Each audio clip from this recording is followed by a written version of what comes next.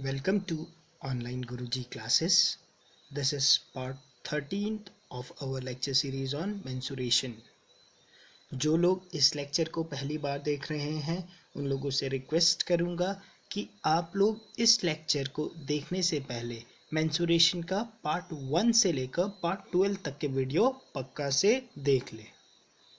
Clear? और जिन लोगों ने अभी तक मेरे फेसबुक के ग्रुप ऑनलाइन गुरुजी को ज्वाइन नहीं किया है उन लोगों से रिक्वेस्ट करूंगा कि आप लोग फेसबुक के ग्रुप ऑनलाइन गुरुजी को ज्वाइन कर लीजिए और मेरे यूट्यूब के चैनल ऑनलाइन गुरुजी को भी सब्सक्राइब कर लीजिए। क्लियर? एंड फेसबुक पे आजकल हम लोग डेली वोकैबलरी के क्लासेस भी हम लोगों ने स्टार्ट कर लिए हैं। ठीक है, आप लोगों के अच्छे रिस्पांस मिल रहे हैं। होपफुली जितने वर्ड लिस्ट मैं आप लोगों को दे रहा हूं आप लोग उसे डेली याद कर रहे होंगे। क्लियर? ओके, चलो आज का लेक्चर स्टार्ट करते हैं। ठीक है, अभी तक हम लोगों ने जब क्वाड्रिलेटरल स्टार्ट किया था, ठीक है, पहले तो हम लोगों ने वॉल्यूम्स कर लिया। ठीक है, अब हम लोग क्वाड्रिलेटरल कर रहे हैं। इसके बाद हम लोग करेंगे एरिया ऑफ शेडेड रीजन वाले जो क्वेश्चंस होते हैं। ठीक है, क्वाड्रिलेटरल खत्म करने के बाद वो करेंगे, फिर मेंसुरेशन आप लोगों का खत्म हो जाएगा। क्लियर? अच्छा, हाँ, क्या बोल रहा था मैं? हाँ, जब क्वाड्रिलेटरल में अभी तक हम लोगों ने बहुत सारी प्रॉपर्टीज डिस्कस कर ली है। हम लोगों ने क्वाड्रिलेटरल के प्रॉपर्टी डिस्कस कर लिए, हम लोगों ने काइट के प्रॉपर्टी डिस्कस कर लिए, पैरेललोग्राम के प्रॉपर्टी डिस्कस कर लिया, रोम्बस के प्रॉपर्टी डिस्कस कर लिए, रेक्टेंगल के प्रॉपर्टी डिस्कस कर लिए और स्क्वायर के भी प्रॉपर्टी डिस्कस कर लिया है। क्लियर? अब हम लोग उन जो प्रॉपर्टी हम लोगों ने डिस्कस किया था अपने प्रीवियस लेक्चर पे उन प्रॉपर्टीज से रिलेटेड क्वेश्चंस करेंगे। ठीक है, और देखेंगे कि कैसे जो प्रॉपर्टी हम लोगों ने पढ़ा था उनका यूटिलाइजेशन यहाँ पर होगा क्वेश्चंस पे, और कैसे आप लोगों के क्वेश्चंस सिंपल बनेंगे उन सारे प्रॉपर्टीज से। क्लियर? ओके, चलो स्टार्ट करते हैं। ठीक है, ओके, देखो, the area of rhombus. Clear? एक रोम्बस दिया हुआ है, मैं एक रोम्बस बना लेता हूं। रोम्बस आते ही दिमाग पे सारी रोम्बस की प्रॉपर्टीज एकदम से क्लिक हो जानी चाहिए।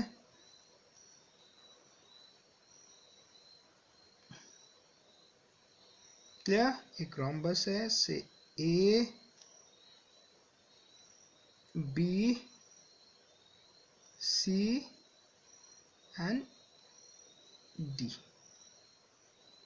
क्लियर? ये मेरा रोम्बस है A B C D. Rhombus की प्रॉपर्टी क्या होती है? रोम्बस के सारे साइड्स इक्वल्स होते हैं, डायगोनल्स परपेंडिकुलरली एक पॉइंट पे बाइसेक्ट करते हैं। ठीक है, तो मुझे पता है कि जो डायगोनल्स होंगे ए सी और बी डी, ये लोग क्या करेंगे? 90 डिग्री पे बाइसेक्ट हो रहे होंगे। मतलब जो, अगर मैं इसे ओ मान लेता हूं तो ए O equal to O C होगा और O B equal to O D होगा। क्लियर? मुझे ये बात भी पता है। ठीक है, प्रॉपर्टीज पे हम लोगों ने ये सारी प्रॉपर्टी डिस्कस की है। क्लियर? देखो, अब रोम्बस का साइड कितना बताया हुआ है यहाँ पे? 13। इसका मतलब ये मेरा क्या हो गया? 13 हो गया। Okay, and one diagonal 10 centimetre. ठीक है, और बोल रहा है कि जो दो डायगोनल्स है 13 तो इसके साइड्स हो गए। ठीक है ना, 13 सारे 13 के होंगे। बोलता है कि जो दो डायगोनल्स है उनमें से एक डायगोनल का लेंथ कितना है? 10 सेंटीमीटर है। क्लियर? अच्छा, अब किसी को भी मान लो आप लोग डायगोनल, उससे कोई चेंजेस नहीं आएंगे। मैं क्या मान लेता हूं? मैं मान लेता हूं ए सी वो डायगोनल है जिसकी लेंथ क्या है? 10 है। ठीक है, तो आपको पता है इस पॉइंट पे वो बाइसेक्ट होता है। इसका मतलब ए ओ कितना हो जाएगा? 5 सेंटीमीटर का हो जाएगा।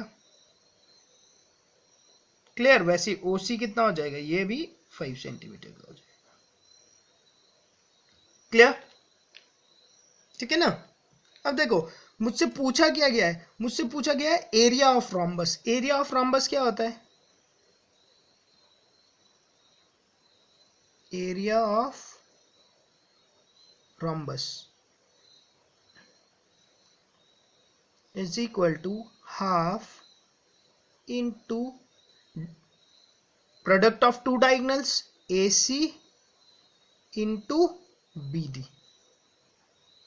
अब देखो मुझे AC तो पता है, क्लियर, AC कितने का है, AC तो मैंने मान लिया जो 10 वाला है वो मैंने AC को मान लिया कि AC 10 है। अब कहीं से मुझे BD निकालना है, ठीक है। अगर मैंने BD, AC मुझे पता है, देखो ये है ना क्वेश्चन, तो ऐसा बन रहा है हाफ इंटू AC कितना है, AC इज 10 इंटू, मतलब कहीं से अगर BD मैं निकाल लूँ तो मेरा काम हो जाएगा, BD की वैल्यू डालूंगा, एरिया ऑफ रोम्बस इजीली आ जाएगा, क्लियर। तो सबसे मेन पॉइंट यहां पर है कि मुझे लेंथ ऑफ BD निकालना है, ठीक है। ओके, लेंथ ऑफ BD निकालने के लिए अगर आप देखो क्वेश्चंस पे, इस ट्राइंगल को कंसीडर करो,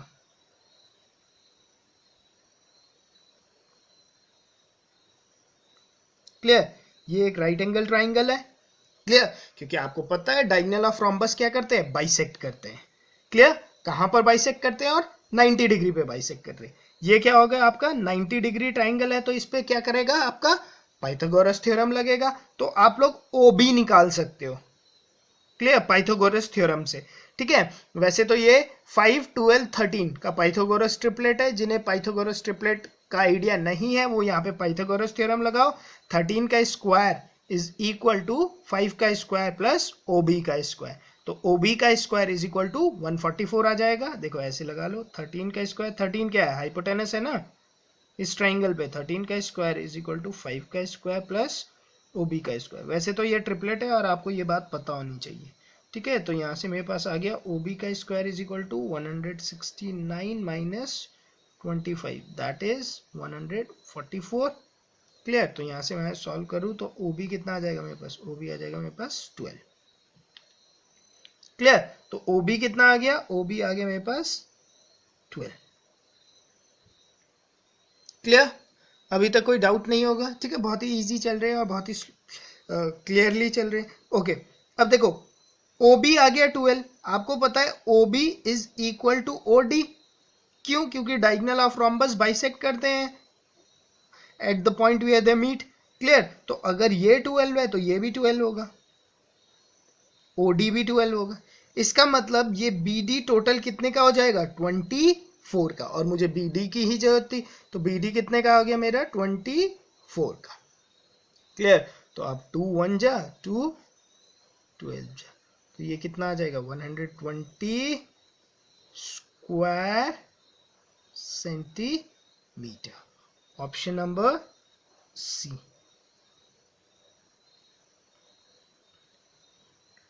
क्लियर, क्लियर। SSC CGL में रोम्बस से जब आपसे क्वेश्चंस पूछे जाते हैं तो आपसे ये क्वेश्चन पूछा जाता है, क्लियर, और बहुत बार पूछा जा चुका है ये क्वेश्चन, बहुत इंपॉर्टेंट क्वेश्चन है। देखो जिन लोगों को ट्रिपलेट पे कमांड है, ठीक है, ट्रिपलेट का कॉन्सेप्ट क्लियर है, वो तो वर्बली इसे सॉल्व कर सकते हैं इस क्वेश्चन को। आपको पता है एक साइड 13 है, आपको पता है दूसरा क्योंकि 10 है, आपको पता है बाइसेक्ट हो रहा है तो 5, आपको पता है तीसरा साइड क्या आने वाला है 12 आने वाला है, तो आपको पता है कि 12 इंटू 2 करोगे तो वो पूरा डायगोनल बन जाएगा 24, तो सीधा एरिया क्या होता है half into D1 into D2 means diagonal 1 का लेंथ इंटू डायगोनल सेकंड का लेंथ। डायगोनल 1 का लेंथ कितना है 10 है, डायगोनल सेकंड का लेंथ कितना है 24, 10 into 24 is 240 divided by 2 120। Verbally इसे आप लोग सॉल्व कर सकते हैं, इस क्वेश्चन पे पेन उठाने की जरूरत नहीं होनी चाहिए, क्लियर। ओके, क्वेश्चन नंबर 2 देखते हैं। ओके,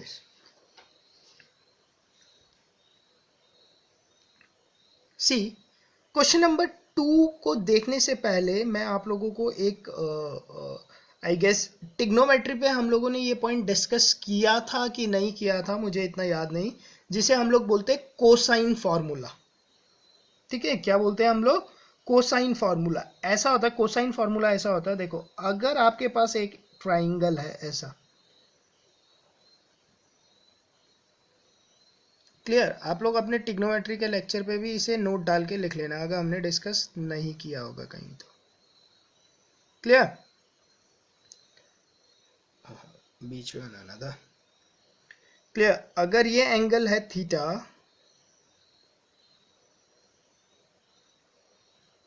ये साइड है A, ये साइड है B, ये साइड है सी।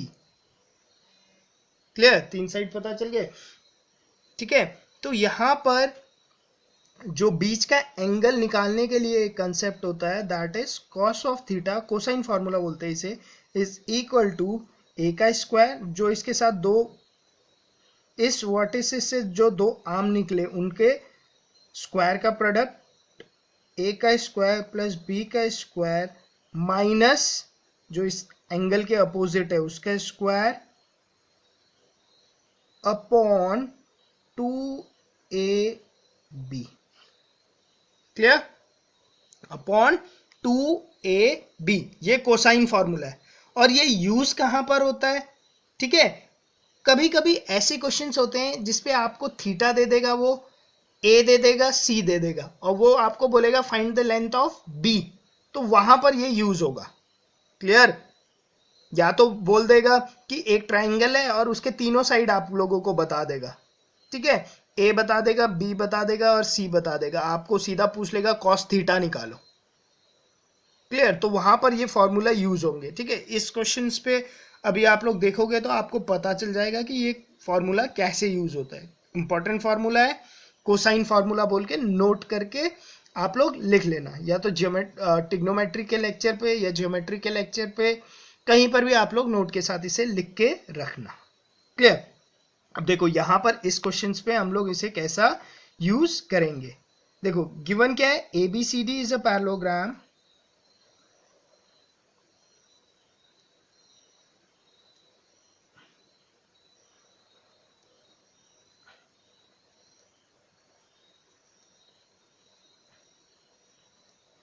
this is A, this is B, this is C, this is D. Clear? ABCD is a parallelogram where AB is to AD. AB is to AD is 2:1. Clear? अगर मैं इसे 2x मानता हूं तो ये automatically क्या हो जाएगा, x हो जाएगा। क्यों? क्योंकि इनका रेशियो क्या है, 2:1 का है। Clear, next, one of the angle of parallelogram is 60 degree. बोलता है कि पैरेललोग्राम का एक एंगल कितने का है, 60 डिग्री का है। Okay fine, the two diagonals are in the ratio. वो बोलता है कि जो दो डायगोनल्स है वो किन रेशियो पे होंगे। इसका मतलब वो मुझसे पूछ रहा है कि AC is to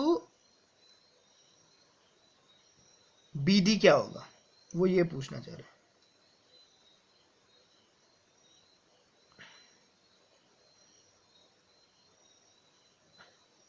क्लियर, ठीक है, ओके। अब देखो पैरेललोग्राम की एक प्रॉपर्टी मैंने आप लोगों को बताई थी एंगल में। मैंने बोला था कि पैरेललोग्राम्स के जो एडजेसेंट एंगल्स होते हैं उनके सम क्या होते हैं, हमेशा 180 डिग्री। क्लियर, ये बात मैंने आप लोगों को पैरेललोग्राम पे बताया था। तो ये एंगल 60 डिग्री का है, तो मुझे पता ये एंगल कितने का हो जाएगा मेरा, 120 डिग्री का। क्लियर, एडजेसेंट एंगल का सम कितना होता है, 180 degree in case of parallelogram. Clear, अच्छा अब आप लोग देखो ट्राइंगल ABD को, जरा आपको निकालना क्या है, BD निकालना है। ठीक है, मैं इसे अलग से प्लॉट कर देता हूं उसे।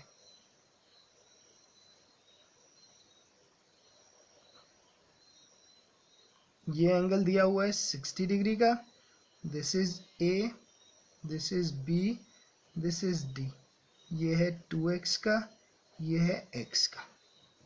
क्लियर, मुझे BD निकालना है। देखो दो साइड पता है, उनके बीच का एंगल पता है। क्लियर, तो BD निकालने के लिए आप यहां पर क्या यूज कर सकते हो, आप इजीली यहां पे कोसाइन फॉर्मूला यूज कर सकते हो। क्लियर, ठीक है ना, ऐसे क्वेश्चंस पे यूटिलाइज होता है। दो साइड पता है, बीच का एंगल पता है, तीसरा साइड निकालना है, डायरेक्ट कोसाइन फॉर्मूला।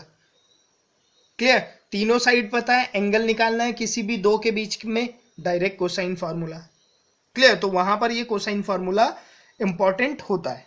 क्लियर, तो अब यहाँ पे कोसाइन फॉर्मूला लगा दो, तो आप लोग क्या लिखोगे, आप लोग लिखोगे cos of 60 degree is equal to this AD का स्क्वायर मीन्स x का स्क्वायर प्लस AB का square is 4x square minus BD का square upon 2 into x into 2x।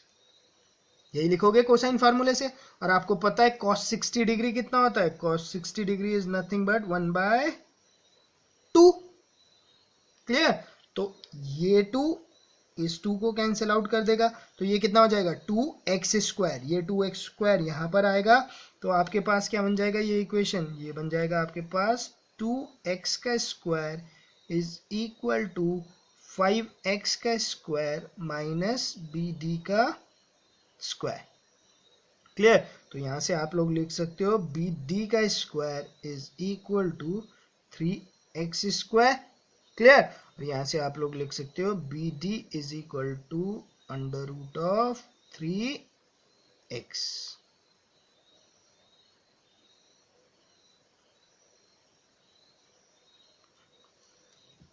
Clear. क्या लिखोगे यहां से BD is equal to under root of 3x। देखो आपके पास BD आ गया। सिमिलरली अब आप दूसरा ट्राइंगल कंसीडर करो ABC को।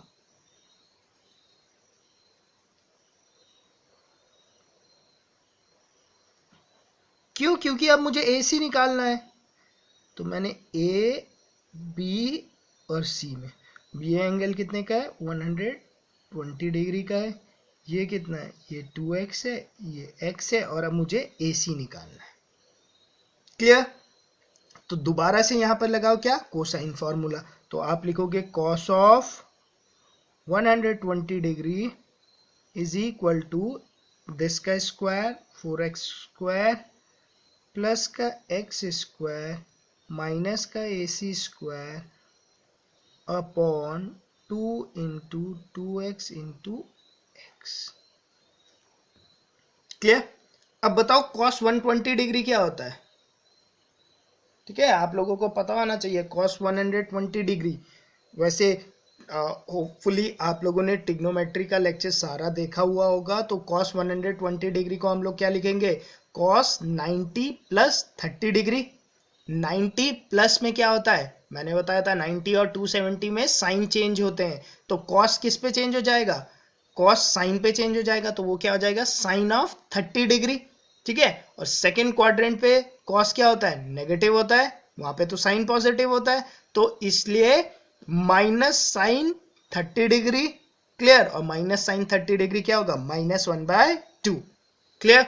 मैंने यही सोच के बोला है कि आप लोगों ने ट्रिग्नोमेट्री का लेक्चर मेरा देखा हुआ है। क्लियर। वहां पे हम लोगों ने ये सारा डिस्कस किया हुआ है। क्लियर। तो उससे आपको प्रॉब्लम नहीं होनी चाहिए। ठीक है। तो cos 120 degree is nothing but minus का 1/2। क्लियर। तो ये आ जाएगा आपके पास 5x स्क्वायर माइनस का AC square upon 2 into 2x square. This and this will cancel out, ये 2x स्क्वायर यहाँ पर आएगा, तो ये क्या हो जाएगा माइनस का 2x square is equal to 5x square minus का AC स्क्वायर। और यहाँ से आपके पास आ जाएगा AC is equal to solve करने पे under root 7x।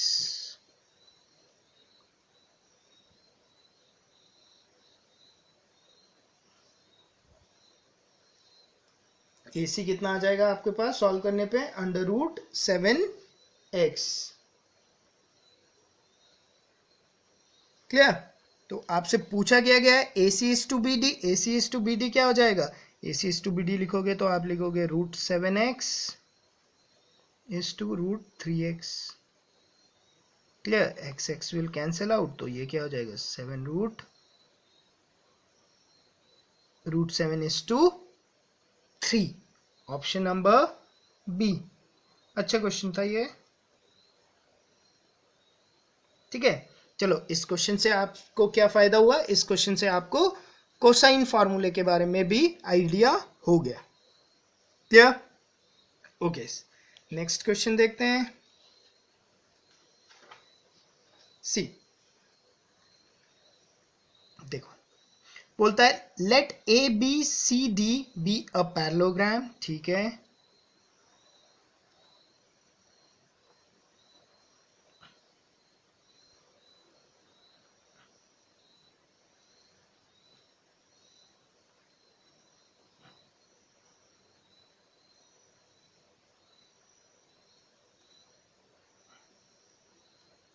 Clear? Late देखो, एक और बात ध्यान रखना हमेशा, जब भी ज्योमेट्री और मेंसुरेशन या कोई भी ऐसे क्वेश्चन जिस पे आप लोगों को फिगर प्लॉटिंग करने की जरूरत पड़ रही है, आप लोग फिगर को ट्राई करा करो कि accurate up to scale plot कर लो। क्लियर? ये नहीं है कि 10 सेंटीमीटर बोला है तो आप पूरे कॉपी से बाहर ही ले गए। मतलब जिस साइड को अगर 10 बोला है, अगर ये क्वेश्चन ऐसा होता है कि ए बी को उसने 7 बोला है, बी सी 5 है, तो लगभग वो रेशियो मैं मेंटेन कर रहा हूँ। क्लियर? समझ रहे हो ना? मतलब स्केल डाउन करके फिगर को बनाने की कोशिश करा करो। उससे भी क्या होगा, आपको तुक्के मारने की कभी जरूरत पड़ी ना तो तुक्का सही लगेगा, ट्रस्ट में। ठीक है? एंगल वैंगल हो गए, साइड का लेंथ, आप आपस में ही कंपेयर कर सकते हो। क्लियर? फिगर देखकर ही पता चल जाएगा ये इससे बड़ा तो नहीं होगा, इससे छोटा ही होगा, उस टाइप से अंदाजा लग जाता है ऑप्शन पे। क्लियर? ओके, ठीक है। A B C D be a parallelogram, let X and Y be the mid point of side B C and A D. B C का मिड पॉइंट है एक्स और ए डी का mid point है Y. Okay, let M and N be the mid point of side A B and C D. इसका mid point है M, इसका mid point है N. Clear? Okay, ठीक है। Respective consider the following statement. इसके बाद दो स्टेटमेंट मुझे दे रहा है। The straight line M X can not be parallel to Y N. अच्छा, ठीक है, तो इन सबको जोड़ ही देता हूं मैं। M X Y N,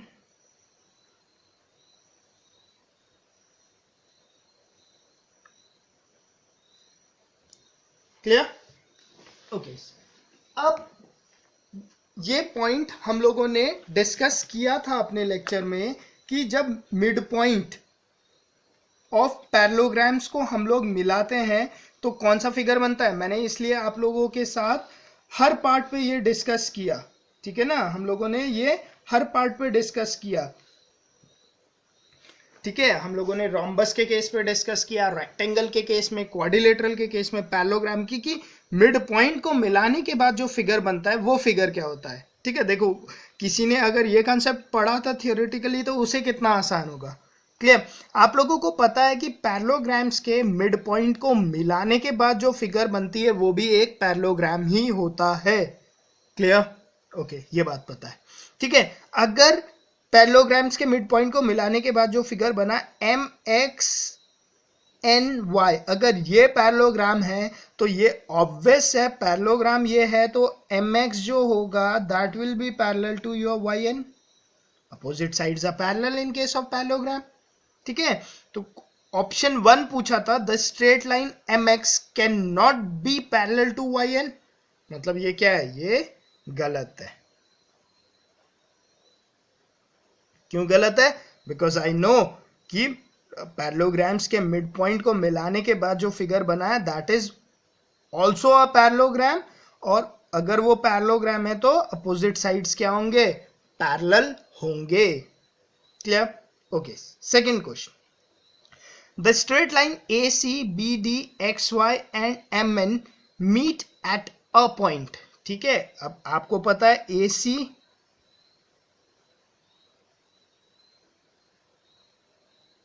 B D M N और X Y. Clear? The straight line A C B D X Y M N meet at a point. हाँ बिल्कुल, they all meet at a point of symmetry.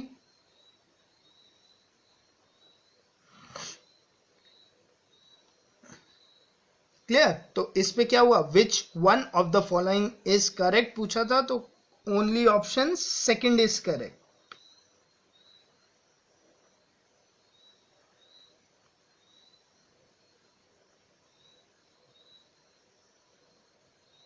Clear? ठीक है ना? तो clear? ठीक है, okay. Next question देख लेते हैं।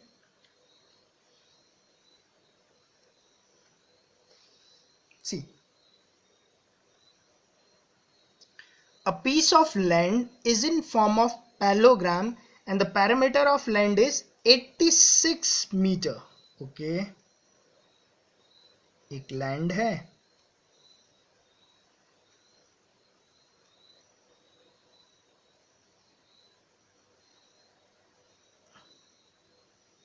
से A B C and D. Clear? A piece of land is in form of parallelogram and the perimeter of land is 86 meter. Perimeter मतलब AB plus BC plus CD plus DA, इसका सम कितना है? 86 metre है। Okay, the length of one side exceeds the other by 13 metre. इसका मतलब अगर एक side, अगर मैं BC को मानता हूं x है, आप किसी को भी मानो, तो AB कितना होगा? x plus 13। यही बोला ना, the length of one side exceed the other by 13 metre.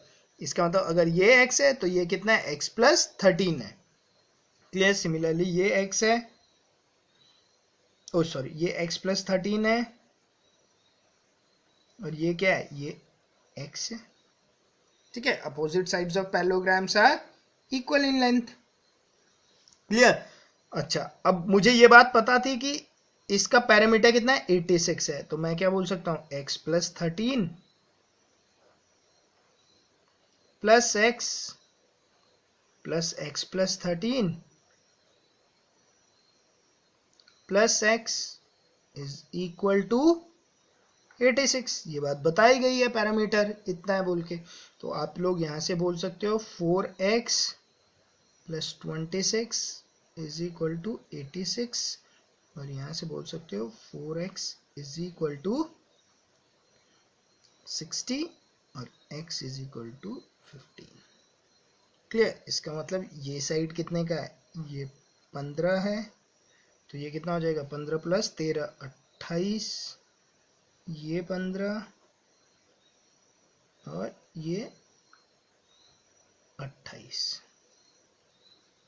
Clear? मेरे पास साइड्स आ गए। ओके, आगे क्या बोलता है? And one of the diagonal is 41 metre. एक डायगोनल कितने का है? 41 मीटर का है। क्लियर? अब कोई सा भी एक डायगोनल ले लो, ठीक है, जो आपको मन करे। ठीक है, मैंने मान लिया, चलो ये मान लिया, जो भी ले लो आप लोग। मैंने बोला ये वो डायगोनल है जिसकी लेंथ क्या है? 41 है। क्लियर?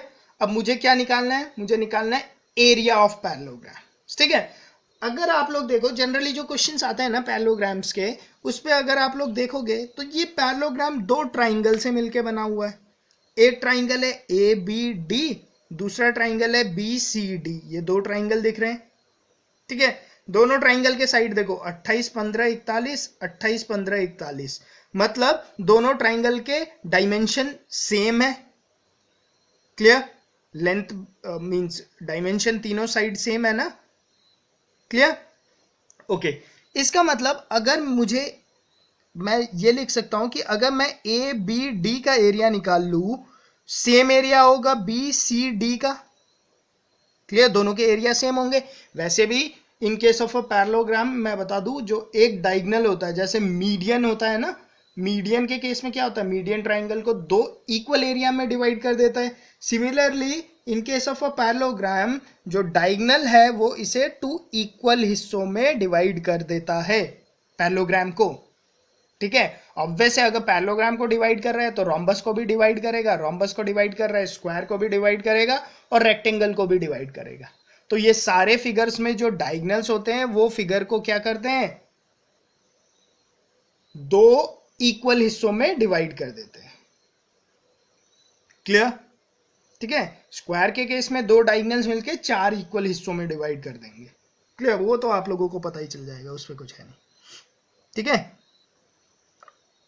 ओके ठीक है, इसका मतलब अगर मैं एक एरिया निकाल लूँ, ए बी डी का एरिया निकाल लूँ, तो इंटू 2 करूंगा तो मेरे पास इस पूरे पैरेललोग्राम का एरिया निकल के आने वाला है।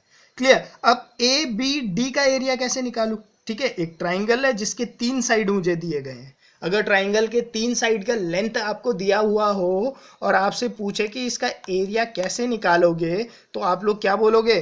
अगर 90 डिग्री नहीं है तो आप ऑब्वियस है आप लोग हीरोस फार्मूला का इस्तेमाल करोगे। हीरोस फार्मूला क्या बोलता है? जो एरिया होगा delta, that is nothing but equal to S minus A, S minus B, S minus C, where देखिए ये ज्योमेट्री के सारे लेक्चर पे हम लोग डिस्कस कर चुके हैं ये बात, where S is equal to A plus B plus C by 2। Clear? यही बोलता है हीरोस फार्मूला। यहाँ पर s निकाल लो आप लोग, s कितना आ जाएगा आपके पास? 15 प्लस 28 प्लस 41 डिवाइड बाय 2, ये कितना हो जाएगा? ये हो जाएगा 84 divide by 2, this is 42। Clear? 42 को यहाँ पर डाल दो तो डेल्टा इज इक्वल टू क्या हो जाएगा?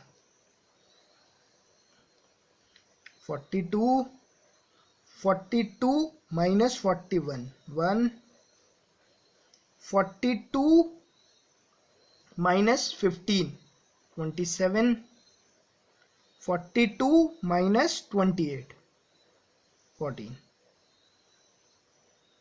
क्लियर? बस अब इसे सिंप्लीफाइड कर दो तो डेल्टा यहाँ से कितना आ जाएगा? देखो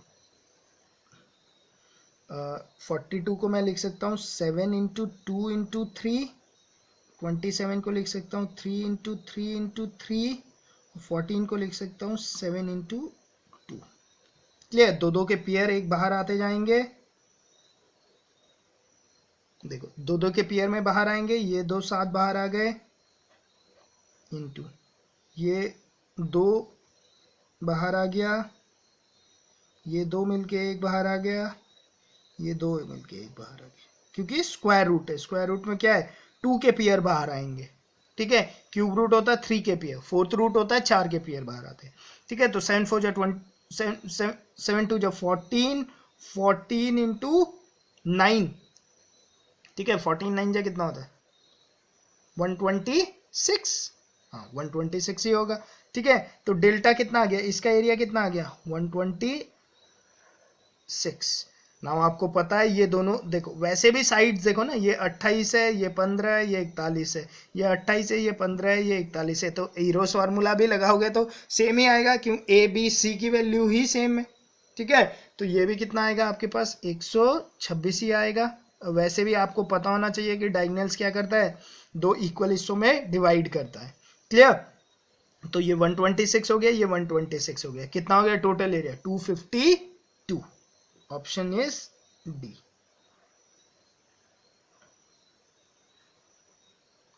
क्लियर? ओके, नेक्स्ट क्वेश्चन देख लेते हैं।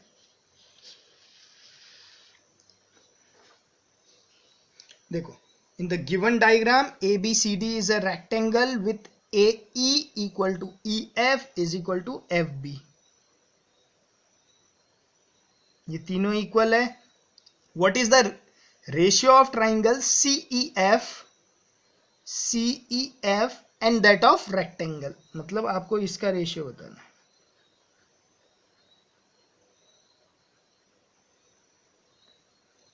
मतलब area of triangle CEF upon area of this whole rectangle, इसका रेशियो बताना है आपको। क्लियर? ओके, सी अगर मैं AC को ज्वाइन कर देता हूं, ठीक है। अच्छा, अब आपको ये बात मैंने बताया था, ठीक है, होपफुली आपको याद रहा होगा ज्योमेट्री पे, कि दो पैरेलल लाइन के बीच में अगर बेस सेम हो तो ट्राइंगल्स के जो एरियाज बनेंगे वो सेम होंगे। ये बात हम लोगों ने, मैंने आप लोगों को डिस्कस किया था। क्लियर? इसी की एक एक्सटेंडेड प्रॉपर्टी ये है कि दो पैरेलल लाइन है, क्लियर, और इक्वल इक्वल लेंथ वाली जो साइड्स है। क्लियर? मतलब अगर मैं बोलूं ए बी है और से सी डी है, ठीक है, ए बी पे एक ट्राइंगल बनाया मैंने, ठीक है, और सी डी पे एक ट्राइंगल बनाया, ठीक है, दो पैरेलल लाइन के बीच में ही होना चाहिए। और मैंने बोला जो इनके बेस है ना, A B is equal to C D. इस केस में क्या था, इस केस में तो बेस ही फिक्स कर दिया था, तो बेस हमेशा ही सेम हो रहा था। क्लियर? इस केस में मैंने क्या बोल दिया, बेस सेम है। अगर बेस सेम होते हैं तो एरिया क्या होता है, सेम होता है। क्लियर? इतना बात याद रखना, इसी का एक फॉर्म है, ठीक है। इस पे तो क्योंकि यहां पर आप लोगों का बेस ही एक सेम बेस पे बना दिया ना, सेम बेस ना हो के इक्वल बेस हो, ठीक है, इक्वल लेंथ के बेस हो, तब भी ये कंडीशन क्या होती है, ये प्रॉपर्टी ट्रू रहती है। बट क्या होता है, एरिया दो पैरेलल लाइन के बीच में ही होना चाहिए। क्लियर? इसके हिसाब से अगर मैं देखूं तो अब देखो, सबसे पहले तो यहां देखो, इसका मतलब अगर इसका एरिया 1 है, इसका एरिया 1 है, तो इसका एरिया भी 1 होगा। क्यों? क्योंकि सी डी और ए बी तो पैरेलल लाइन है, और A E equal to E F equal to F B है। तो इसका मतलब जो ये एरिया होगा, सेम एरिया इसका होगा और सेम एरिया इसका होगा, तीनों के एरिया सेम होंगे। मैंने तीनों के एरिया को से 1 1 1 मान लिया। क्लियर? ठीक है ना, इतनी बात क्लियर? ठीक है। और आपको ये पता है कि जो डायगोनल होता है इन केस ऑफ रेक्टेंगल, ठीक है, वो भी क्या करता है, रेक्टेंगल को दो इक्वल एरिया में डिवाइड करता है। ठीक है, इसका एरिया 1 है, इसका एरिया 1 है, इसका एरिया 1 है, तो इस टोटल का एरिया कितना हो गया, 3 हो गया। तो इसका मतलब इस टोटल का एरिया कितना होगा मेरा, 3 होगा। क्लियर? ठीक है। तो पूछा है what is the ratio of triangle CEF. तो अगर ट्राइंगल सीईएफ का एरिया 1 है तो रेक्टेंगल का एरिया कितना है, 1 + 1 2 + 1 3 + 3 6।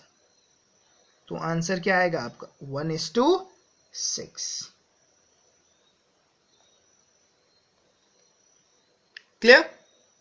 समझ गए ना? एरिया तो सेम होने वाला है। अगर मैंने इसे 1 मान लिया इसका एरिया को, तो इसका एरिया भी 1 होगा। अगर इसका एरिया 1 है तो इसका एरिया भी 1 होगा। और AC क्या है, AC डायगोनल है, यहाँ पे आप लोगों को दिख रहा है AC डायगोनल है। और आपको पता है डायगोनल क्या है, रेक्टेंगल को दो इक्वल एरिया में डिवाइड करता है। इस वाले साइड का टोटल एरिया कितना हो गया, 1 + 1 + 1 3। तो इसका एरिया कितना हो गया, 3। तो इस पूरे रेक्टेंगल का एरिया कितना हो गया, 6। और इसका एरिया उसमें कितना है, 1। तो रेशियो क्या है, 1:6। क्लियर? ओके। होपफुली आपको ये सारे 5 क्वेश्चन समझ में आ गए होंगे। ठीक है, अगर क्वेश्चन समझ में आ गए हैं तो प्लीज़ लेक्चर को लाइक कीजिए। आपके लाइक की बहुत इंपॉर्टेंस है मेरे लिए। क्लियर? बाकी अपने कमेंट्स लिखिए अगर आप कोई भी प्रॉब्लम फेस कर रहे हैं। क्लियर? बाकी चैनल को सब्सक्राइब कीजिए और ज़्यादा से ज़्यादा अपने फ्रेंड्स लोगों के साथ शेयर कीजिए और प्रैक्टिस ज़्यादा से ज़्यादा करते रहिए। Thank you.